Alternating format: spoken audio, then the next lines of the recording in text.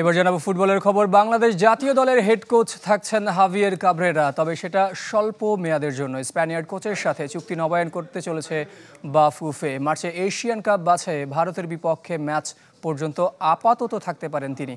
তারপর দীর্ঘমেয়াদে ভাববে বাফুফে। এর আগে 3 বছর জাতীয় দলে দায়িত্বে ছিলেন হাভিয়ের কাবরেরা। বাফুফে থেকে আনুষ্ঠানিক ঘোষণা না এলেও সূত্র নিশ্চিত করেছে। আর বাফুফের মিডিয়া কমিটির চেয়ারম্যান আমিরুল ইসলাম বাবুও ইঙ্গিত দিয়েছেন কাবরেরার অধীনে মার্চেই শুরু হবে জাতীয় দলের ক্যাম্প। যেদিন আমাদের কাবরেরা যখনই জাতীয় দলের ক্যাম্প ডাকবে, হামজা কিন্তু তার আগে সেই পৌঁছাবে এবং প্রথম দিন থেকেই কিন্তু সে ক্যাম্পে যোগ দিবে এবং প্রথম দিন থেকেই কিন্তু সে প্র্যাকটিস করবে এবং প্র্যাকটিস করার পরিপ্রেক্ষিতে আমাদের যে টার্গেটটা থাকবে, আমাদের মূল টার্গেটটা কিন্তু ইন্ডিয়া বেসিকই থাকবে।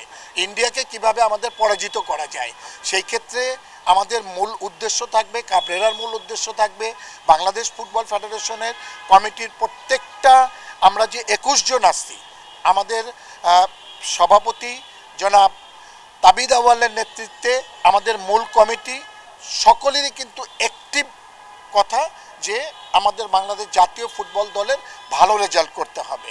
শুধু ইন্ডিয়াকেই না, পরবর্তী ম্যাচগুলোও যাতে আমাদের ভালো হয়।